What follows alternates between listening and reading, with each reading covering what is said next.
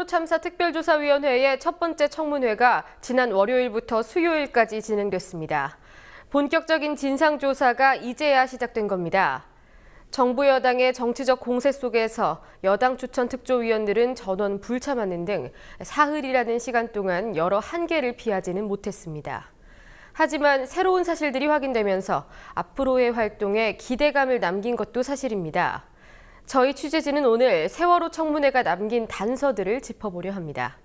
12월 셋째 주 뉴스K 곧 시작합니다.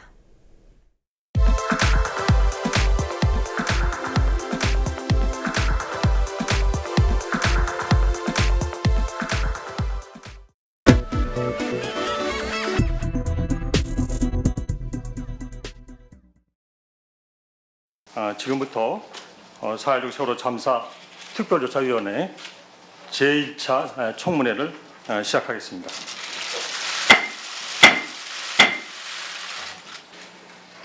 저 바다 위에서 죽어도 되는 사람은 없습니다. 우리는 그렇게 믿으며 살아왔습니다. 그리고 다시 그렇게 믿고 싶습니다. 그 믿음이 잘못이었다고 말하고 싶지 않습니다. 그래서 우리 가족들은 진실을 포기할 수 없습니다. 진짜 잘못이 무엇인지 밝혀야겠습니다. 그래서 이 자리에 서 있습니다. 저는 2014년 4월 16일 수학여행을 가고 있던 현재 김정일이 선생님이 아리가 있는데 계속 기울여가지고 현재 못 나오고 있답니다.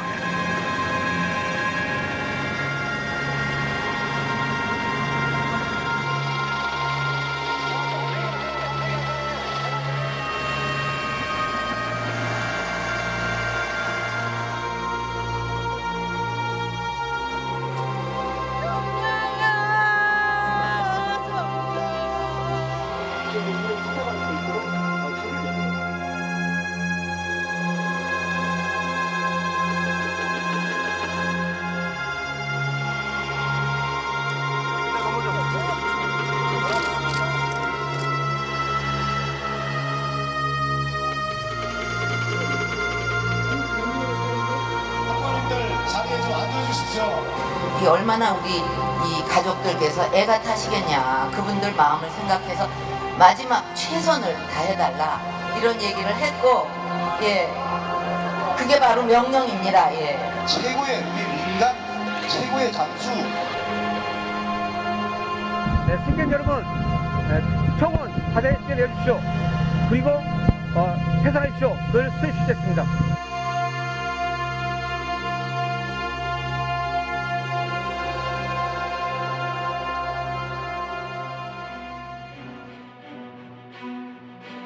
지위 고하를 막론하고 성역 없이 모든 대상을 조사 대상으로 해서 진상규명이 이루어져야 합니다.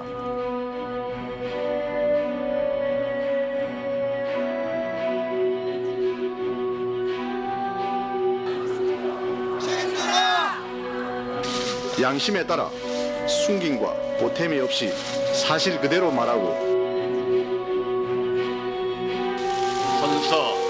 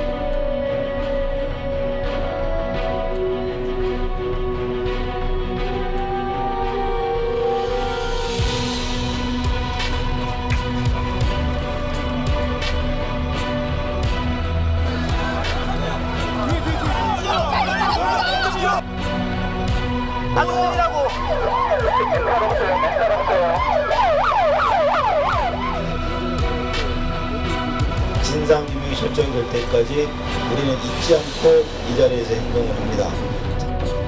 여기 모여있는 모든 이에게 공복하시어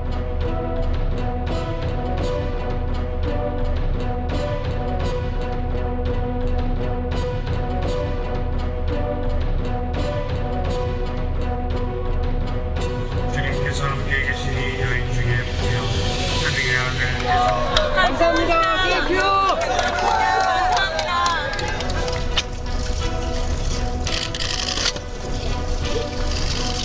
아무리 제도를 완벽하게 100% 완벽하게 만들어놔도 그 틈을 삐짓고 진상규명 안 하게 방해하려고 하는 사람이 한 명이라도 있으면 안 됩니다. 국정조사 보셨잖아요.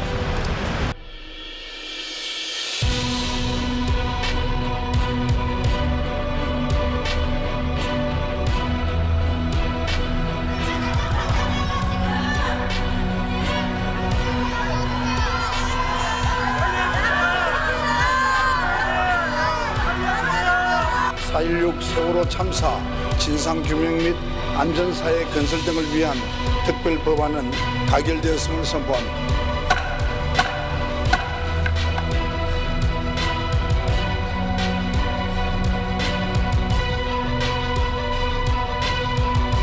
저는 이 조직을 만들려고 구상을 한 분은 아마 공직자가 아니라 세금 도둑이라고 확신합니다.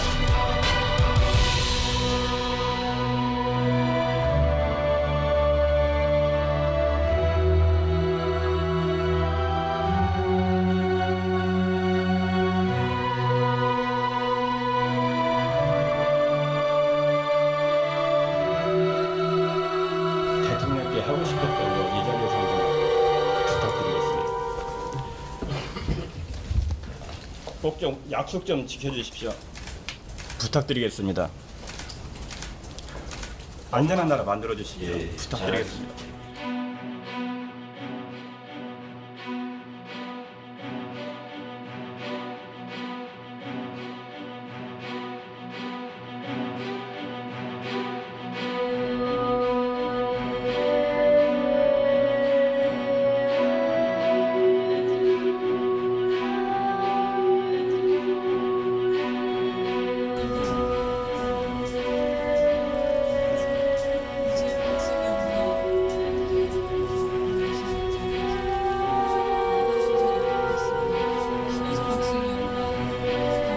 그 시간이 오는 꿈에서도 한번 볼 수 없습니다.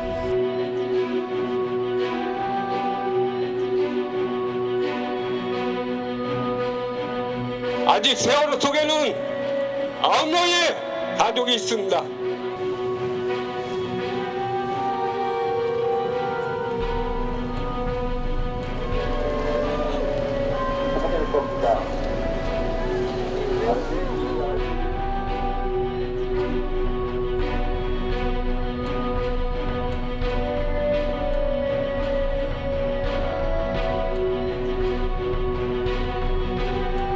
화장실 갔다 오라고 막아줬는데 어디냐고?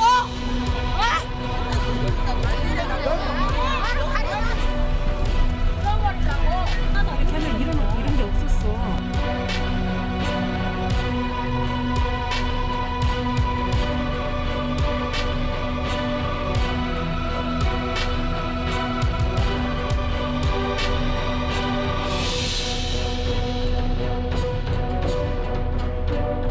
북녘경찰 박성하라!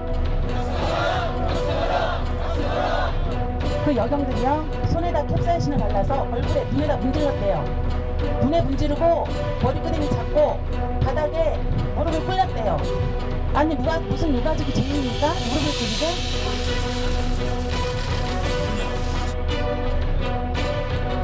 인명권자인 대통령을 만나러 가겠다는데 무슨 집회 운운하고 있습니까? 길을 엽시다. 길을 여세요.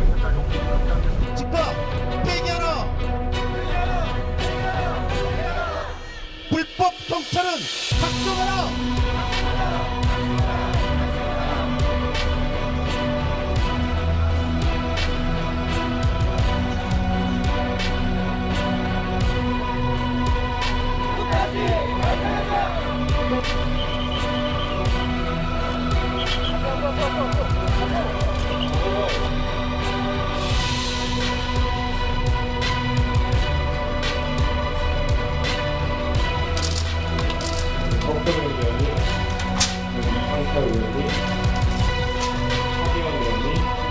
문건 뭐예요? 해수부 문건 뭡니까? 그걸 왜 우리한테 물어요? 아니 집에 갈래요? 이제 사퇴하기 때문에 집에 갑니다. 이제 맞으세요? 다른 의원님들이랑 상의하신 건가요? 9명의 미수 숫자를 떠올리며 가슴이 미어집니다. 오늘 시작되는 청문회가 희생자들의 억울함을 조금이라도 씻어줄 수 있는 자리가 되기를 간절히 바랍니다.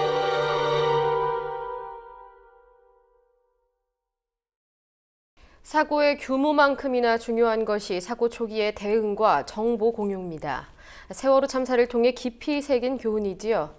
배가 가라앉는 동안 구조를 안 했는지 못했는지, 가라앉아버린 국민을 찾기 위한 수색 인력은 정말 충분하게 투입됐는지, 이 모든 것들이 사고가 참사로 변하게 된 원인을 지목하고 있습니다. 이번 청문회에서 다시 한번 확인된 해경과 정부의 거짓말을 정리했습니다. 지금 사람을 구하려는 그런 조치를 밖에서 한 적이 있나요? 없습니다. 우리가 왔으니까 퇴선하라, 우리가 구해주겠다, 뭐 이런 식의 소리를 치거나 뭐 그런 것들이 있었나요? 전혀 그런 적 없습니다. 그날은 한 명도 배후에 안 올라왔으니까요. 지난 월요일부터 진행된 세월호 참사 특별조사위원회의 1차 청문회. 첫날 참고인으로 출석한 생존자 최모 씨는 쉽게 말을 잇지 못했습니다. 배가 이미 기울어진 뒤에야 도착한 해경 중에서 그 누구도 배 안의 승객을 구조하거나 밖으로 나와라, 즉 퇴선하라고 알리지 않았기 때문입니다. 그런데 청문회에 출석한 이재도 당시 해경 삼천 구함장은 김문홍 당시 목포 해경서장이 현장 지휘를 맡고 있는 1, 2, 3정에 퇴선 지시를 내렸다고 주장했습니다. 올라가서 최대한 직원들 빨리 보내서 하고, 그다음에 그 배 좀 기울어져 있으니까 반대편으로 나오게 해서 뛰어내려라 바다에, 이렇게 녹취록이 돼 있습니다. 하지만 김경일 전 1, 2, 3정장이 지시를 받은 적 없다고 답하자 이 전 함장은 금세 말을 바꿨습니다. 잘할 것으로 생각했다. 지금 본인이 내가 저는 제3자이기 때문에 그거를 내가 기억을 잘 제3자인데 왜 자꾸 정확하지도 않은 거를 분명히 했을 것이다 이렇게 말씀하세요. 사흘간 진행된 이번 청문회에서는 초동 대처를 숨긴 해경과 정부의 거짓말이 조직적으로 이루어졌다는 사실이 밝혀졌습니다. 우선 퇴선 방송을 했다던 거짓 기자회견의 배경에 해경 수뇌부가 있었던 것으로 확인됐습니다. 김경일 정장이 기자회견 전날 김문홍 서장의 연락을 받았다고 밝힌 데 이어 김석균 해경청장은 본인이 해당 기자회견을 지시했다고 말했습니다. 김경일 정장에게 가서 기자회견 하도록 지시한 사실이 있습니까? 123정 대원들이 당신네들이 한 그거에 대해서 있는 그대로 한번 저 국민들한테 이거는 우리가 의무다 해가지고 홍보 담당관한테 한번 그런 언론에 알릴 수 있는 기회를 마련해라. 제가 이제 그런 지시했군요. 네, 그렇습니다. 그런데 1, 2, 3정이 퇴선 안내 방송을 했다는 기자회견 내용은 지난해 검경 합동수사본부가 압수한 해경의 언론수사 대응 매뉴얼과 동일합니다. 청문회를 계기로 해경 관계자들이 매뉴얼에 따라 입을 맞췄을 가능성이 더 높아졌습니다. 해경의 또 다른 거짓말 사례인 동원 세력 부풀리기에는 정부도 연관돼 있었습니다. 참사 다음 날인 지난해 4월 17일 김석균 전 해경청장은 이주영 당시 해양수산부 장관, 박근혜 대통령과 동석한 가족 대상 브리핑에서 500여 명의 잠수 인력이 구조에 동원됐다고 밝혔습니다. 해경이 이미 청와대와 해양수산부를 대상으로 실제 투입 인력이 8명이라고 보고한 상황이었습니다. 참사 해역을 다녀온 피해 가족들이 거짓말하지 말라고 반발하자 박 대통령은 사실이 아닐 리 없다며 해경청장을 거들었습니다. 청문회에 출석한 김석균 전 해경청장은 투입이 꼭 잠수를 말하는 것이 아니라면서 표기에는 문제가 없다고 주장했습니다. 하지만 정부대책회의에서는 가용 인원과 투입 인력을 구분했었다는 증언이 나왔습니다. 서해지방경찰청, 해양수산부, 중앙재난안전대책본부는 17일 이후에도 수백여 명의 동원 인력만을 표기했습니다. 언론 보도 역시 이 보고를 기반으로 이뤄졌습니다. 배 밖으로 나오라고 말했다던 해경, 수백 명의 잠수사가 투입됐다던 정부 발표. 참사를 막을 수도 있었을 이 말들은 관련 기관들의 책임을 가리기 위한 담합에 불과했습니다. 국민TV 뉴스 노지민입니다. 앞서 보신 것처럼 이번 청문회를 통해서 몇몇 사실들이 재차 확인됐습니다. 일부는 새롭게 드러난 것도 있습니다. 하지만 이번 청문회에서 가장 분명하게 밝혀진 사실은 진실에 다가서기까지 밝혀야 할 것들이 아직 많이 남아있다는 점입니다. 세월호 진상규명에 잃어버린 고리들을 김지혜 PD가 정리했습니다. 세월호 사고는 왜 참사가 됐을까? 세월호 참사 특별조사위원회의 1차 청문회는 이 질문에 답하지 못했습니다. 오히려 수많은 의문점을 재확인하면서 진상규명의 필요성을 입증했습니다. 먼저 참사 당시 해경이 가장 먼저 구조한 이들이 선원이었다는 사실을 알았는지 여부는 이번에도 밝혀지지 않았습니다. 사고 당일 10시 30분 무렵 선원들을 구조한 목포해경 P123 정장의 휴대전화로 선원 2명의 집에 전화를 걸었던 흔적이 공개됐음에도 불구하고 123 정장은 선원인 줄 몰랐다고 일관했습니다. 이 통화 기록에 보면 2번은 전화를 건 게 나와요. 이 김경일 증인의 핸드폰으로. 근데 이 두 전화가 세월호 선원들이 집으로 전화한 거였어요. 그리고 그 시간이 10시 25분, 10시 26분입니다. 아닙니다. 그건 기억이 납니다. 왜 그러냐면요. 그때 모르는 전화가 2통이 왔습니다. 그래서 내가 전화를 걸어봤습니다. 나하고 해당 전화 아니고 모르는 사람이었습니다. 그래서 막 걸었습니다. 그 두 사람이 그냥 승객이 아니라 선원이라는 것을 증인은 알고 있었던 겁니다. 마치겠습니다. 진짜 그때 당시 몰랐습니다.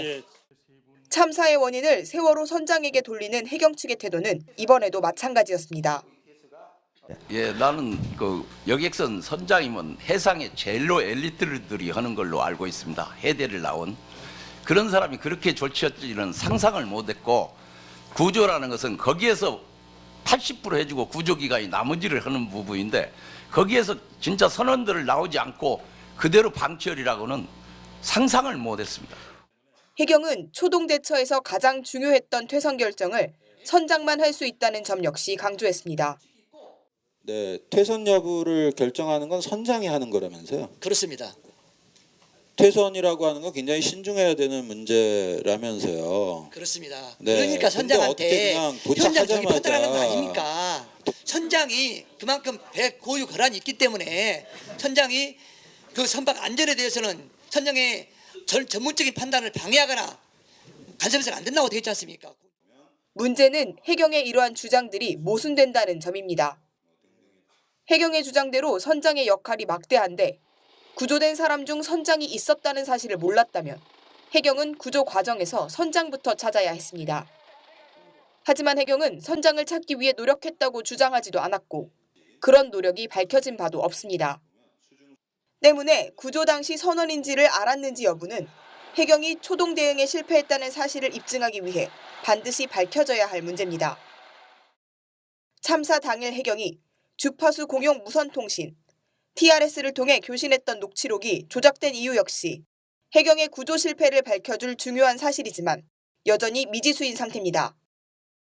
청문회에 앞서 감사원과 검찰, 국회 등에 서로 다른 종류의 녹취록이 제출됐다는 사실이 드러났습니다. 특히 검찰에 제출된 녹취록에는 골든타임인 9시 27분 무렵 현장에 가장 먼저 도착한 헬기인 511호가 승객이 배 안에 있다는 보고를 했다는 내용이 빠져 있습니다. 초기 대응 실패 여부를 입증할 중요한 사실이 삭제됐지만 해경은 조작이 아니라고 발뺌했습니다.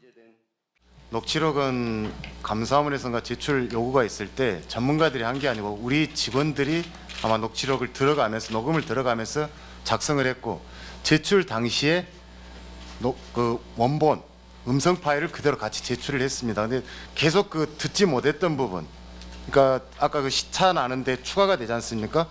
계속 추가되는 형태로 해가지고 나중에 업그레이드가 됩니다. 그러니까 녹취록 조작 문제는 검찰의 세월호 참사 관련 수사가 부실하게 진행됐음을 드러내는 계기이기도 합니다.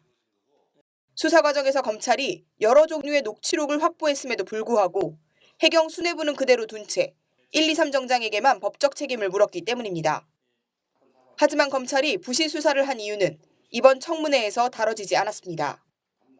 사건 초기부터 지금까지 규명되지 않은 또 다른 의문점은 정부가 수색에 투입된 인원을 부풀려 발표한 이유입니다. 투입 세력이 부풀려졌다는 사실을 청와대까지 알고 있었다는 점이 청문회에서 확인됐지만 그 이유는 드러나지 않았습니다. 청문회에 출석한 고위직 증인들은 말장난에 가까운 변명만 늘어났습니다. 이건 잠수는 아닙니다. 그 투입이라는 게. 위원님 그것이지. 잠수는 그야말로 한 번에 들어갈 때 2명씩 이렇게 들어갈 수. 위원님 여기는 동원의 의미입니다. 동원의 의미. 이 밖에도 구조 과정을 독점한 민간 군안업체 언딘과 해경과의 관계, 미국 등 다른 나라의 구조 세력이 참사 수습에 참여하지 않았던 이유 등도 세월호와 함께 수면 아래 머물러 있습니다. 국민TV 뉴스 김지혜입니다.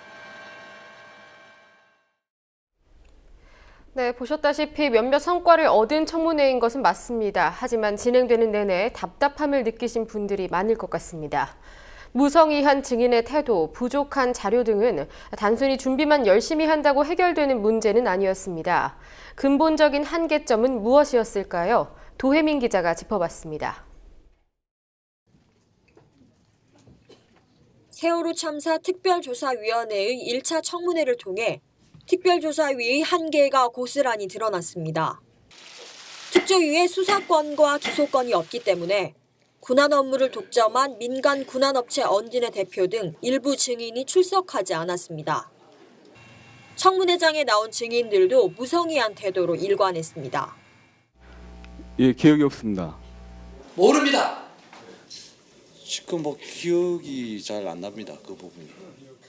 특조위가 자료를 충분하게 확보하지 못했다는 점 역시 신문 과정에서 목격됐습니다.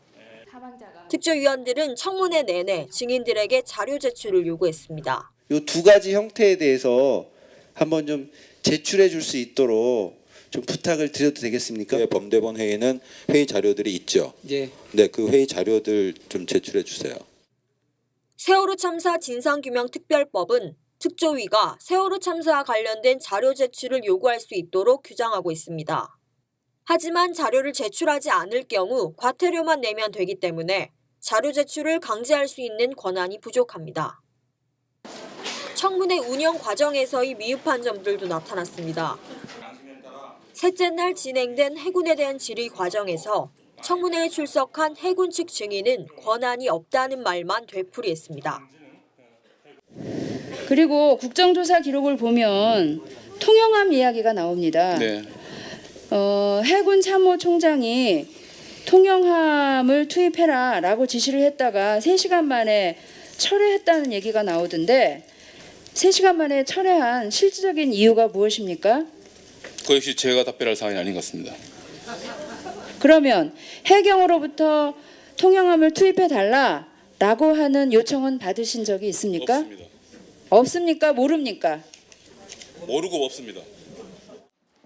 해군 지휘부가 아닌 현장구조 실무자가 증인으로 선정돼 해군에 대한 질의가 제대로 진행되지 못했습니다.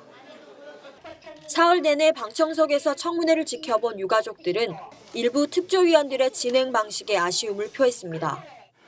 질의 방식에 있어서도 문제가 있었습니다. 보고를 받았습니까? 안 받았습니다. 그렇군요. 대표적입니다.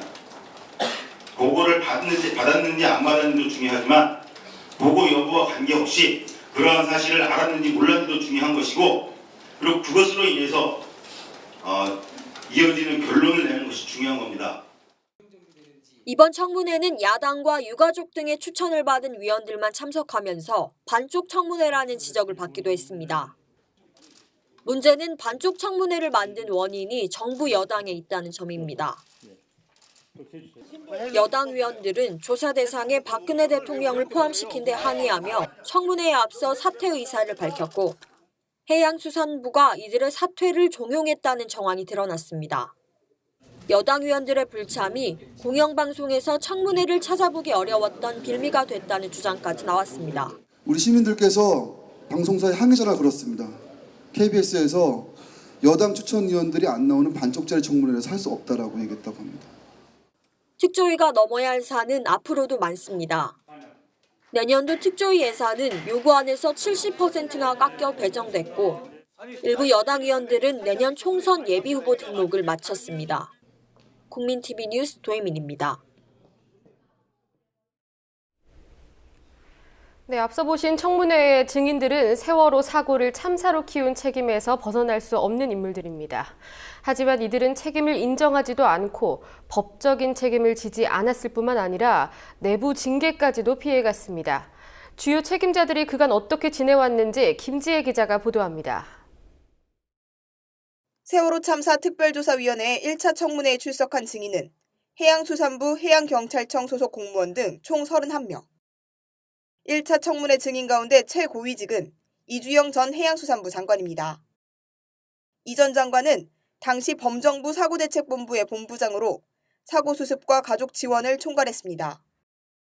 청문회에 나온 이 전 장관은 궁극적인 책임이 있다고 말했지만 책임은 말에 그쳤습니다.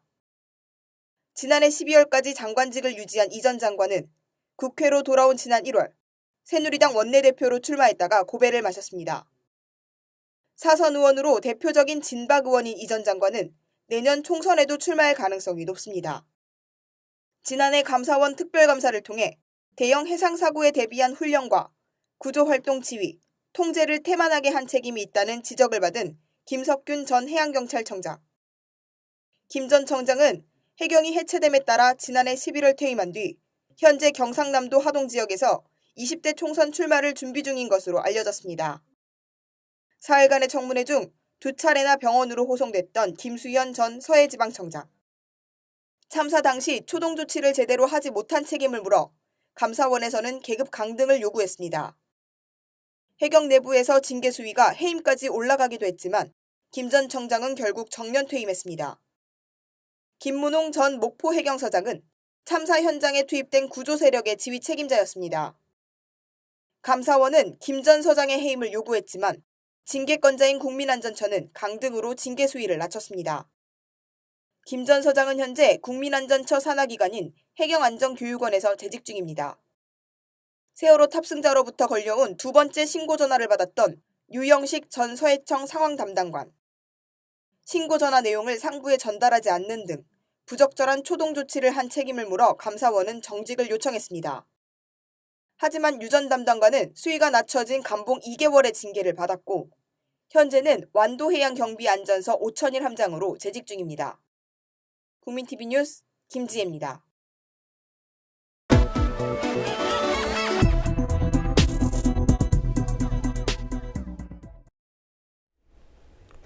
내년 총선 예비후보 등록이 진행되고 있습니다. 그런데 여야는 아직도 선거구를 확정짓지 못하고 있습니다. 총선까지 넉 달도 채 남지 않은 시점인데 새누리당은 정의와 국회의장의 직권상정만 바라보고 있다는 평가입니다. 안은필 기자입니다.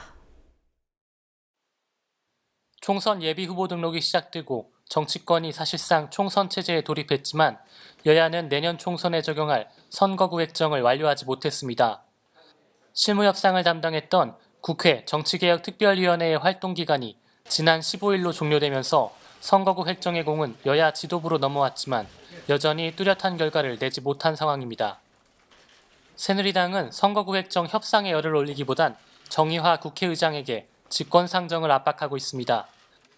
정 의장이 선거구 획정안은 물론이고 여야 쟁점 법안까지 직권상정해야 한다는 주장입니다. 지금 국회 입법 비상사태가 왔기 때문에 국회의장님께서 직권상정의 폭을 넓혀서 여야 간에 합의를 하라고 종용을 해주시고 결과적으로 여야가 합의 못하면은 국회의장님이 결단을 해주셔야 됩니다. 반면 새정치민주연합은 선거구 획정 협상이 진전되지 못한 책임을 여당에 돌리는 한편 정 의장에게 직권상정 의사를 취소하라고 요구했습니다. 정 의장의 암시대로 직권상정이 된다면 이것은 과반수 의석을 가지고 있는 여당의 안대로 될 수밖에 없는 것입니다. 정부 여당이 원치 않는 것은 직권상정을 해도 부결시키면 됩니다.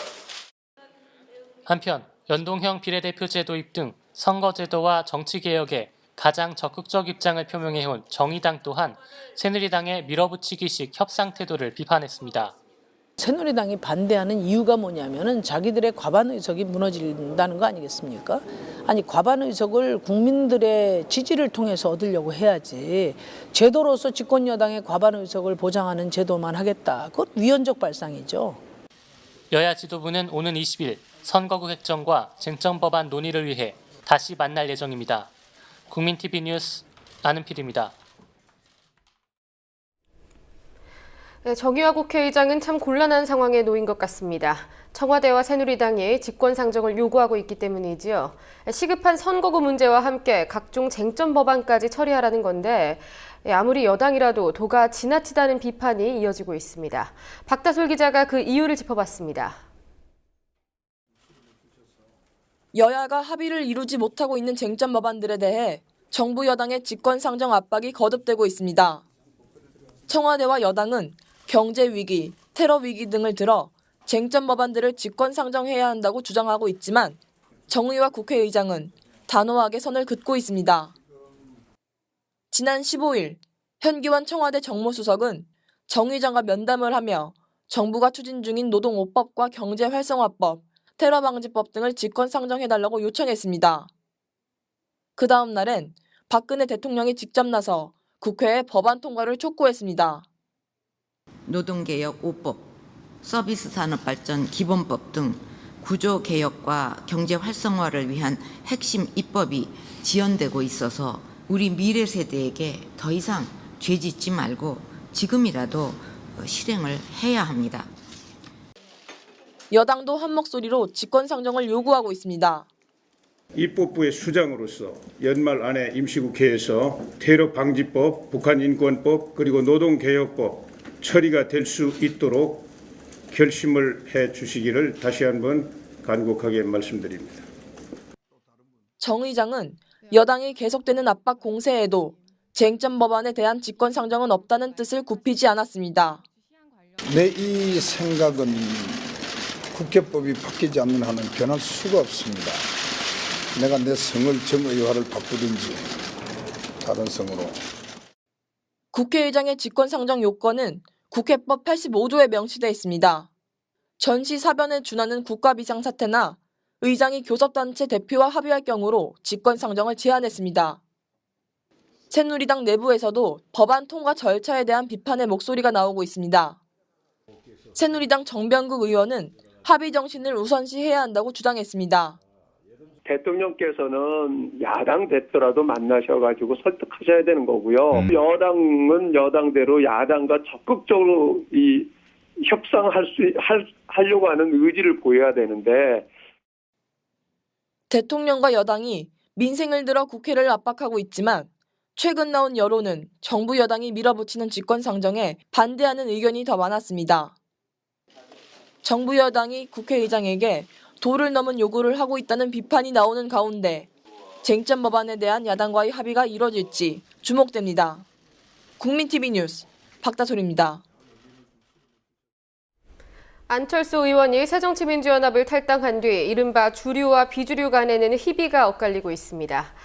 누가 계속 웃게 될지 아직은 판단을 하기 이릅니다만 현역 의원들의 탈당 러시가 일어나지 않았다는 것만은 분명합니다.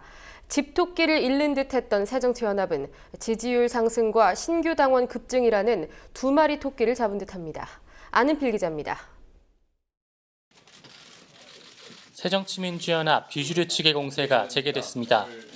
안철수 의원의 탈당 후 잠시 당무를 쉬었던 문재인 대표가 복귀하자마자입니다. 문 대표는 지난 16일 최고위원회의에서 기존의 강경한 입장을 재차 밝혔습니다. 혁신을 정권 바꾼과 당내 권력 분쟁으로 전락시키려는 지도들은 결코 성공하지 못할 것입니다. 당내 투쟁을 야기하면서 혁신을 무력화하고 당을 흔들어서 결과적으로 정권 교체를 방해하는 세력에 대해서는 이제 책임을 묻지 않을 수 없습니다. 비주류 측은 안 의원의 탈당에도 불구하고 문 대표가 기존의 입장을 고수하자 비판의 목소리를 높였습니다. 문 대표의 발표 다음 날인 어제 문병호, 유성엽, 황주홍 의원은 탈당을 선언했습니다. 저희는 오늘 새정치민주연합을 떠나 야권의 대통합과 대혁신, 승리의 길을 가고자 합니다. 같은 날 오후 새정치연합 당직을 갖고 있는 안철수 의원 측 인사들과 권리당원 2천여 명도 탈당에 동참했습니다. 새정치연합의 권리당원은 지난 2월 전당대회를 기준으로 26만 명 정도로 이번에 탈당한 권리당원 2천여 명은 전체 권리당원 중 0.8%에 해당합니다. 당내 비주류는 문재인 대표 책임론을 강조했습니다. 또한 이종걸 원내대표는 기자 간담회를 통해 김한길 의원은 자신의 페이스북에 글을 올려 문 대표를 직접 비판했습니다. 현역 의원 3명의 탈당에 맞춰 비주류 측이 전방위적 공격에 나섰다고 볼 수 있습니다. 하지만 비주류 측의 반발이 추가 탈당으로 이어지긴 힘들어 보입니다. 당초 안철수 의원이 탈당하면 현역 의원들의 탈당이 줄이을 것이란 전망과 달리 당내 반응이 시원찮기 때문입니다. 연말까지 30명이 탈당할 것이라고 호언장담했던 문병호 의원도 의원의 수는 중요하지 않다며 한 발 물러선 반응을 보였습니다. 물론 우리가 교섭단체를 만들기 위해서 최선의 노력을 다할 겁니다. 그러나 국회의원 숫자가 중요한 것은 아니라고 생각합니다. 오히려 확실한 뜻을 가지고 대의를 가지고 정말 국민을 섬길 수 있는 기성 정치권의 잘못된 행태를 바꿀 수 있는 국회의원들 3명만 있으면 이 나라 바꿀 수 있다고 저는 생각하고 있습니다. 안철수 의원이 탈당했음에도 오히려 새정치연합의 지지율이 올라간 점도 영향을 준 듯합니다. 리얼미터의 12월 3주차 여론조사 결과를 보면 새정치연합의 지지율은 29.4%로 지난주에 비해 2.6%포인트 상승했습니다. 반면 새누리당의 지지율은 40.6%로 지난주에 비해 1.7%포인트 하락했습니다. 리얼미터는 안 의원의 탈당이 새누리당을 지지하던 중도층의 이탈을 불렀고 새정치연합의 경우엔 지지층이 결집한 것이라고 분석했습니다. 또한 새정치연합의 온라인 입당 시스템 구축도 좋은 반응을 얻고 있습니다. 새정치연합은 오늘 온라인 입당 시작 이틀 만에 신규 입당자가 4만 4천 명을 돌파했다고 밝혔습니다. 결국 비주류 측이 즉각 탈당에 동참하기보단 여론의 추이를 살필 것이란 전망이 힘을 얻고 있습니다. 안철수 신당이 어떻게 중도를 끌어모으느냐 이런 것들에서 아직 대단히 미진하고 아직 분명히 드러난 게 없어서 전 탈당세가 이렇게 하나의 그 분위기로 이어지기는 좀 당분간은 어렵지 않겠느냐. 국민TV 뉴스 안은필입니다.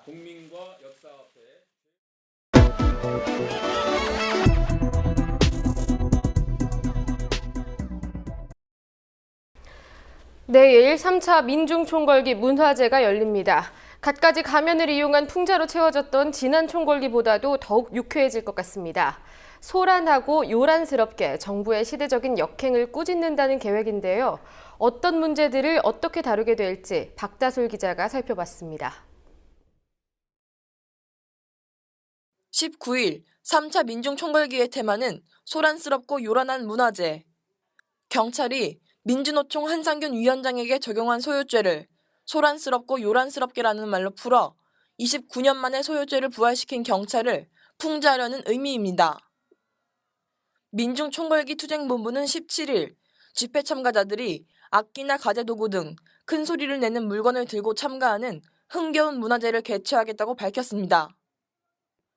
이번 총궐기에서 시민들은 정부 여당의 노동계약 강행을 규탄하고 1차 시위 때 경찰의 물대포에 맞고 쓰러진 백남기 농민의 쾌유를 빌 예정입니다. 한편 투쟁본부는 19일 집회를 위해 서울역 광장과 서울광장에 사전 집회 신고를 했지만 경찰은 고엽제 전우회 등 보수단체들의 집회 신고가 먼저 됐다며 금지 통보했습니다. 투쟁본부는 이날 열리는 집회들이 총궐기를 이제껏 방해해왔다며 이번에도 총궐기를 방해하기 위한 집회라고 주장했습니다. 헌법은 이러한 집회 방해 목적의 집회를 금지하고 있습니다. 서울역과 서울광장 집회가 금지됨에 따라 오는 19일엔 광화문 광장에서 오후 3시부터 문화제가 개최될 예정입니다. 전국 13개 시도에서 동시다발적으로 진행되는 이번 3차 총궐기는 지난 1, 2차 총궐기가 서울에서 개최된 것과 달리 각 지역민들이 본인 지역에서 참여할 수 있도록 기획됐습니다. 국민TV 뉴스 박다솔입니다. 12월 셋째 주 뉴스K 주간 브리핑입니다. 경찰이 한상균 민주노총 위원장에 대해서 소요죄 혐의를 추가로 적용해 검찰에 송치했습니다. 소요죄 적용은 지난 1986년 5.3 민천 사태 이후 29년 만의 일입니다. 그동안 경찰은 한 위원장에게 지난달 14일 열린 민중총궐기와 지난 4월 세월호 집회, 그리고 5월 노동절 주요 집회 등에서 불법 폭력 집회를 주도한 혐의만을 적용해 구속영장을 발부받았는데요. 이번에 소요죄를 추가 적용하면서 준비된 폭력 시위였다는 점을 강조했습니다. 경찰은 민주노총의 다른 간부들에게도 소요죄 적용을 확대하겠다는 뜻을 밝혔습니다. 경찰은 시민들에 의한 8건의 고발이 있었고 그동안 수사 과정에서 확보된 근거를 토대로 법리에 입각해 충실하게 검토했다고 설명했습니다. 정부가 사상 최초로 외국계 영리병원의 국내 설립을 승인했습니다. 보건복지부는 오늘 오전 제주특별자치도가 신청한 녹지국제병원 설립을 승인하기로 최종 결정했다고 밝혔습니다. 정부가 이 병원의 설립을 승인함에 따라 남은 절차는 제주도의 심의와 공식 허가뿐인데요. 건강보험 적용을 포기할 경우 내국인도 외국계 병원을 이용할 수 있기 때문에 건보 체계가 무력화되는 의료 민영화의 신호탄이 될 수 있다는 우려가 나오고 있습니다. 또 이번에 허가를 받은 녹지병원은 국내 성형외과 병원이 중국 자본을 끼고 우회 투자한 것이라는 지적을 받고 설립 신청을 한 차례 자진 철회하기도 했습니다. 하지만 제주도는 70%가 넘는 도민의 반대 여론에도 녹지병원의 설립을 정부에 재신청했습니다. 1, 2년 차 신입사원들에게까지도 희망퇴직 신청을 받아 논란을 일으켰던 두산인프라코어의 불법 파견 의혹까지 제기됐습니다. 최근 진행된 대규모 구조조정 여파로 인천공장 일부 공정에 일손 부족 문제가 생기자 사내하청업체가 이 업무를 담당하기 시작했습니다. 퇴직한 정규직의 자리를 하청업체, 즉 비정규직으로 채운 겁니다. 한편 신입사원들까지 명예퇴직 대상에 포함시킨 것에 대해 논란이 일자 두산 측은 일단 1, 2년 차 사원들에 대해서는 신청서를 반려하기로 했습니다. 하지만 회사의 반려에도 1, 2년 차 직원이 퇴직 의사를 밝히면 퇴직 처리가 될 것으로 전해졌습니다. 경영위기 책임을 노동자에게만 전가한다는 비판이 제기되고 있습니다. 세월호 참사 당일 박근혜 대통령의 행적에 의문을 제기하는 기사를 실어 기소된 일본 극우 언론 산케이 신문의 가토 다스야 전 서울지국장이 1심에서 무죄 판결을 받았습니다. 앞서 검찰은 가토 전 서울지국장이 허위 사실을 보도해 대통령의 명예를 훼손했다며 징역 1년 6개월의 형을 구형했습니다. 하지만 법원은 대통령의 공적 지위를 고려하면 명예훼손에 해당한다고 보기 어렵고 대통령 개인에 대한 비방 목적이 있다고 보기 어렵다고 설명했습니다. 가토 전 지국장에 대한 무죄 판결에 대해 아베 총리와 일본 언론 등은 한일 관계에 도움이 될 것이라는 반응을 보였습니다. 검찰은 항소를 고려하겠다고 밝혔습니다. 이명박 전 대통령과 이 전 대통령 재임 당시 청와대 고위 인사들이 어제 송년회를 개최했는데요. 송년회 장소가 4대강 사업 지역인 경기도 여주의 강천보였습니다. 이날 모임은 이 전 대통령 생일과 결혼기념일, 대선 당선일이 겹쳐진 12월 19일, 이른바 트리플데이를 기념하는 부부 동반 송년 행사였습니다. 이날 모임엔 유익 전 대통령 실장, 정병국 새누리당 의원 등 40명이 나왔습니다. 이 전 대통령은 강천보를 둘러보면서 물이 귀할 때 물이 가득 차 있는 것을 보니 아주 마음이 따뜻하다고 소감을 말했습니다. 지난주 청계천에 이어서 4대강 현장에까지 친이계가 집결하면서 내년 총선을 대비해 본격적인 세력 과시에 나섰다는 관측이 나오고 있습니다. 세월호 청문회 마지막 날 청문회 마무리 보도를 하자는 KBS 기자협회장의 제안이 간부들에 의해 가로막혔습니다. 이날 보도국 아침 회의에 참석한 기자협회장이 메인 뉴스에서 청문회를 다루는 게 어떻냐는 제안을 하자 간부들이 편집권 침해라며 거부했다는 겁니다. KBS 새 노조는 어제 기자협회장은 편성규칙에 따라 평기자 대표로서 회의에 참석하게 됐다면서 간부들을 향해 편성규약 무력화 시도를 멈추라고 비판했습니다. 하지만 KBS 간부들은 앞으로 아이템 채택과 관련된 요구에 응하지 않겠다는 내용의 맞불 성명서를 냈습니다. 언론 자유, 방송 제작의 자유는 제작진의 편집권을 존중하는 데서 출발한다고 강조하기도 했는데요. 제작진과 간부를 혼동하고 있는 건 아닌지 궁금합니다. 주한미군이 지난 4월 탄저균 표본을 국내로 들여오면서 패스트균 표본도 함께 들어왔던 사실이 처음으로 확인됐습니다. 또 탄저균 표본을 총 16차례 국내로 들여왔고 경기도 오산기지뿐만 아니라 서울 한복판에 있는 용산기지에서도 실험을 했다는 사실이 드러났습니다. 이 같은 내용은 한미합동실무단이 수행한 조사 결과 드러났는데요. 앞서 미국은 탄저균 실험이 올해 처음으로 오산기지에서만 진행됐다고 밝혔습니다. 이와 같은 미국의 주장은 거짓으로 드러난 겁니다. 한미주둔군 지휘협정 소파 합동위원장은 생물학 검사용 샘플 반입 절차를 문서화한 합의 권고안에 서명했지만 권고안의 강제성은 없습니다. 또 이번 조사가 미군이 제공한 일부 자료에만 의존한 한계라는 지적도 나오고 있습니다. 박정희 정권 시절 언론 탄압에 저항하다 해직된 동아자유언론수호투쟁위원회 동아투위 기자 13명이 국가를 상대로 낸 손해배상 청구 소송에서 처음으로 일부 승소했습니다. 서울고등법원은 손해배상 소송 파기환송심에서 국가가 각각 1,000만 원을 지급하라고 판결했습니다. 지난 1974년 1월 박정희 정권은 유신 헌법을 비판하는 언론인을 영장 없이도 체포, 구속, 압수수색할 수 있다는 내용의 긴급조치 1호를 공포했는데요. 이에 대해 동아일보 기자들이 반발했고 이 과정에서 49명이 해임, 84명이 무기정직 처분을 받았습니다. 지난 2008년 진실화해를 위한 과거사 정리위원회가 이 사건을 국가 공권력에 의한 인권 침해 사건이라 규정했고 이번 소송은 과거사위의 결정을 바탕으로 제기됐습니다. 지금까지 뉴스K 주간 브리핑의 정승조였습니다.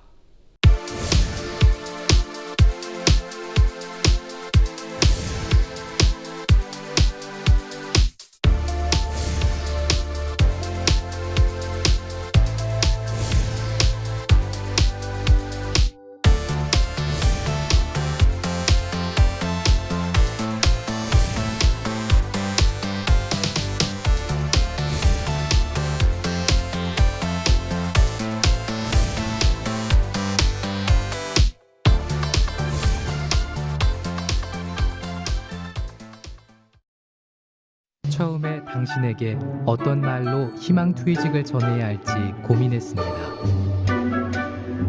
하지만 우리는 한마디도 찾을 수가 없었습니다. 이미 당신은 구조조정 당했고 지금 그대로 나가면 되기 때문입니다. 사람이 잘린다. 헬조선. 네, 오늘 뉴스는 여기서 마치겠습니다. 시청해주신 여러분 고맙습니다.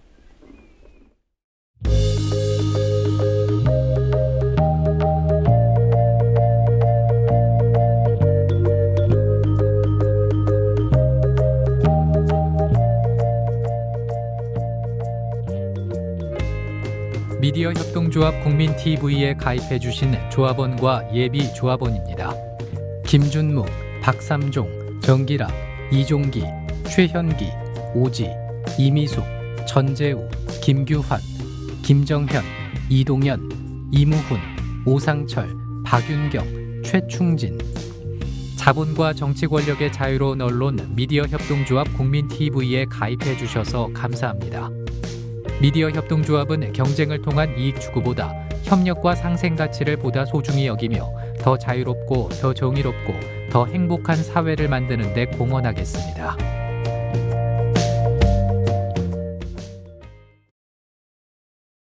셋째 주 뉴스K 시작합니다.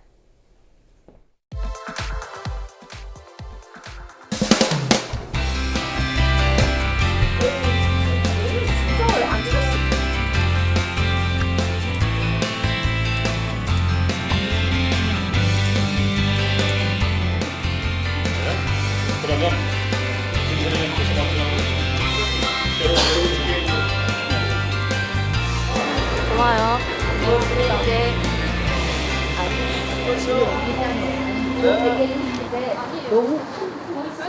끝까지 고생 많으셨어요. 마지막까지 지켜주시네.